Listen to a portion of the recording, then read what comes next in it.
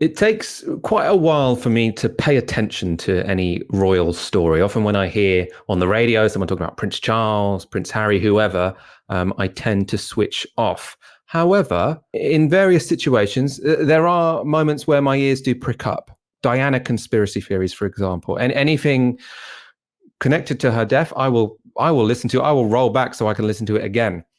The Harry and Meghan saga has also kind of got to that level for me. I can't ignore it. I'm actually finding it fairly interesting. And the beef between Prince Harry, Meghan Markle, and the rest of the royals heated up today. That was with the release of a promotional clip from their sit-down interview with Oprah Winfrey.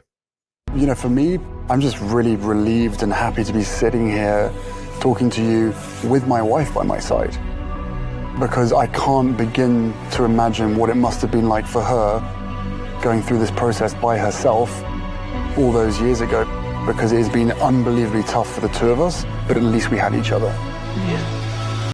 I'm going to be watching that 90 minutes. That was a real dig, I think, at his dad, because he's saying, we've been dragged through the mud by the British press. We've had the royal family against us, but at least we've got each other. Diana had to go through that on her own. Should be very interesting. It also comes after an interview between James Corden and Prince Harry. That was last week. They drove around LA on an open top bus. It was very much sort of like light entertainment, kind of entertaining. Prince Harry in that blamed Britain's toxic press for pushing him to stand back from royal duties.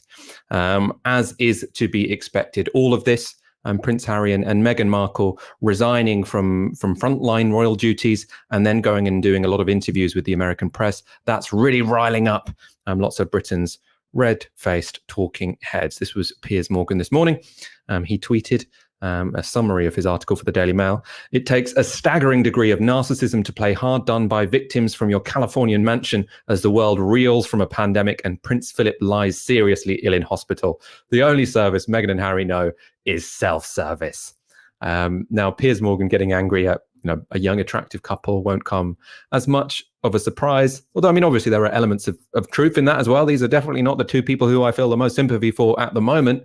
Even if the people who they are angry against, I kind of have even less sympathy for in this situation. However, going back to the media, it's not just the likes of Piers Morgan, very outwardly ideological shock jocks to some extent. That's one of the things that Piers Morgan does, also does some good interviews. But it's also BBC royal correspondents who are sort of getting in and seeming really annoyed at Meghan and Harry, not particularly professional. This was Nicholas Witchell, who is the BBC's royal correspondent, explaining an exchange between Harry, Meghan and the Queen when they resigned from royal duties a couple of weeks ago.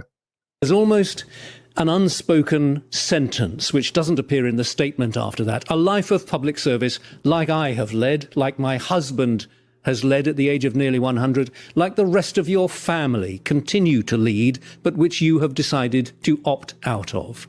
Of course, they're saddened, as the statement says. They're deeply disappointed, I think, that this is how matters have turned out. And then the Sussexes statement, which concludes with these couple of phrases: we can all live a life of service. Service is universal. Isn't there just a sense there of thumbing their noses? Don't tell us how to lead our lives. So I think on both sides, Harry, I think, will now perhaps finally realise the implications of the decision that they have taken. He looked like he was going to have an aneurysm. I think Harry will finally realise the implications of the decision he has taken, thumbing his nose at the Queen. He does not realise the meaning of service. None of them realise the meaning of service. Let's be frank here. They're all talking about, you can resign from the royal family and still live a life of public service. Whether or not Prince Harry resigns from the royal family, he is not living a life of public service. In both cases, he's either living off taxpayers' money or he's living off advertising revenues from interviews he's doing, because for the first, however old he is, 30 odd years of his life, he was living off public money. In any case, Ash, they do, people like Piers Morgan do have a point when they say these are self-promoting people complaining about the press and then doing very well, we presume in these cases, well-paid interviews with the press. So it is a bit hypocritical. At the same time, he's annoyed because the press and the royal family were terrible to his mother, who then died. I've got some sympathy with him. Where do you stand on this? Celebrities? Hypocritical? Wow, I never. Never heard of the concept before. I think it's actually sort of useful to contextualize this and then and take a little bit of a step back. Because what's happening isn't Meghan and Harry escape the aristocracy. What they've done is that they've escaped the British aristocracy, which is deeply feudal, deeply old-fashioned, wedded to systems of hierarchy, which you cannot separate from white supremacy because of the fact of the composition of the British aristocracy, in order to enter the American aristocracy, which is made up of this kind of upper echelon of those who've reached the top of their fields, whether that's in celebrity, media, acting, or politics. So they want to become part of this social strata, which includes the likes of Barack and Michelle, of Beyonce and Jay-Z, of Oprah Winfrey, of Ellen DeGeneres. Now, this American aristocracy obviously is not feudal in nature, and it's the kind of product of this, turbocharger that the age of celebrity and broadcast media was able to put on the careers of people, and really get them to the top of the social ladder very, very quickly, and compose this upper crust of American society. And it is a more racially diverse aristocracy. Oprah is somebody who is one of the most well-known and beloved figures in the entirety of America. She's one of the richest people in the country. And that's why I think they've also positioned their media debut, in the American stage with that Oprah interview. It's one step above even the likes of Gayle King, who's somebody who attended Meghan Markle's baby shower. It's very much saying, like, we are aiming for the highest of the high, the toppest of the top. And I think it's quite interesting that the sponsorship deals that they've managed to negotiate are very, very similar to the ones that Barack Obama and Michelle Obama negotiated for themselves. So I think that that's the story of what's happening. And then you can dig into the personal, character-driven elements of this. On the one hand, you've got Prince Harry, who is probably deeply traumatized by the death of his mother. From the phrasing of that interview preview, I imagine that there was a sense that he shares with his mom, who said this to Andrew Morton when he was interviewing her for the book, Diana in Her Own Words, that she was left unprotected by Clarence House when she was dealing with press intrusion, both before she married Charles and, after their separation. She was really just thrown to the wolves. She had no money put towards, her security. There was no sense of the Clarence House press machine stepping in to deal with the kind of, relentless and negative coverage that she got. And I imagine there's a sense that that's what killed her. That's why the car was speeding when it entered that tunnel, and that's why that tragedy happened. And then, this is me speculating a bit, I don't imagine it was straightforward for Meghan Markle, an American woman, a divorced woman, and a mixed race woman with a black mother, to enter those royal spaces. And I'm not just talking about how she might have been treated by other royals, though we do know that Princess Michael of Kent, whose father was an SS cavalry officer, wore a blackface brooch, an Orinoco brooch, for the first time she went to meet Meghan Markle. So that's how racist they are. They have racist accessories.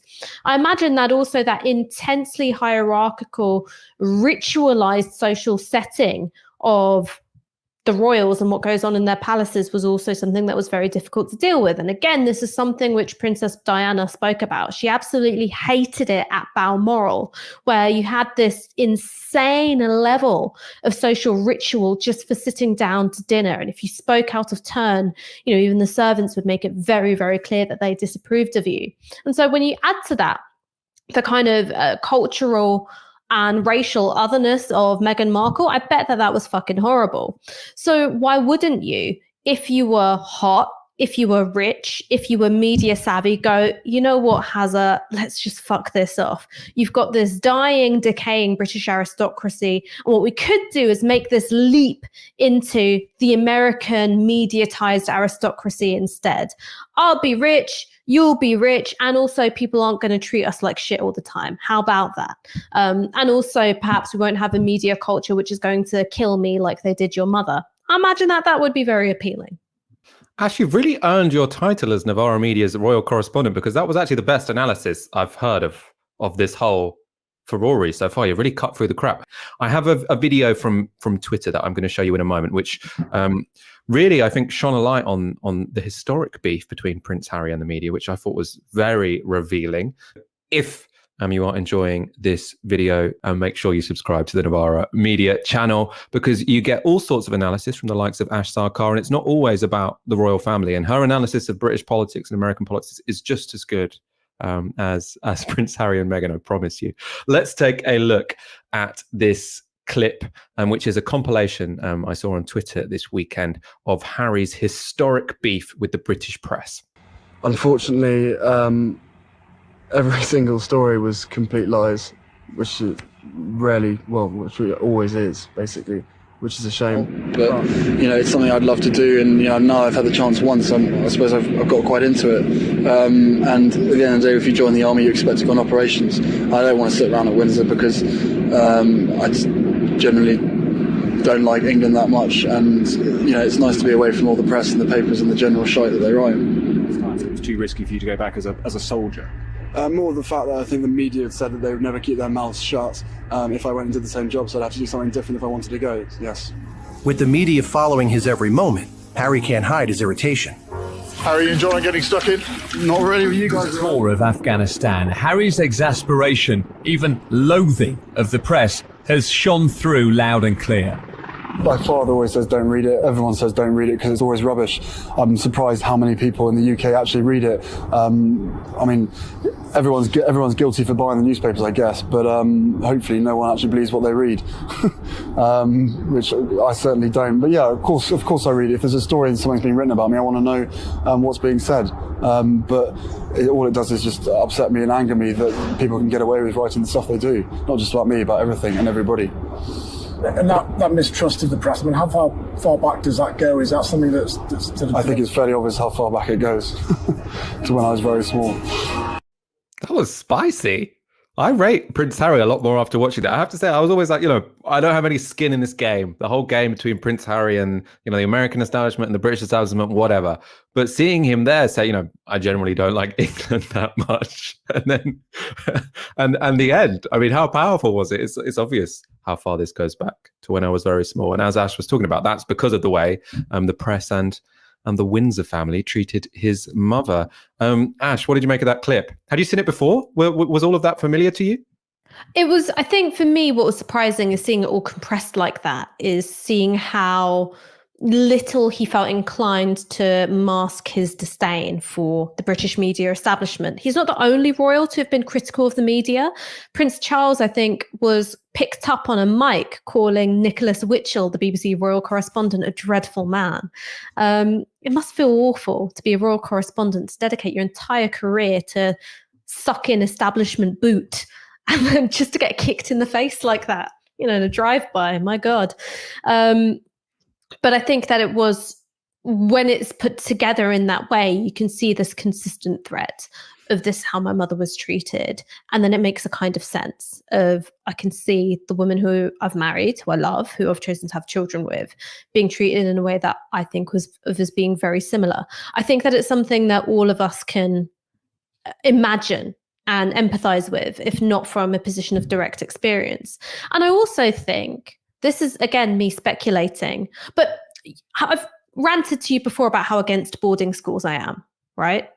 I just think they're fucked up. I just think it's completely fucked up to send your kid to a place where they're going to be bullied and potentially abused. When that happens because you've taken kids into the care system, people generally go, you know what, that's a suboptimal way to raise children. When the ruling class do it with their kids because they send them to boarding school, it's like, yes, they're prioritizing their education.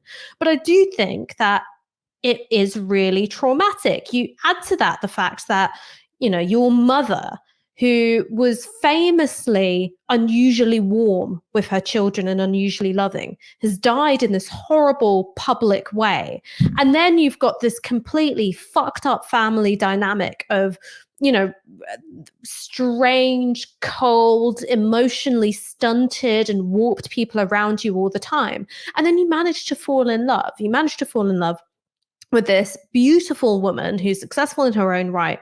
And you can feel the walls closing in and these horrible, distorting, the effect of media coverage on her mental health and your mental health, and you add to that the family context, obviously you'd be chewing your own arm off to get out of there.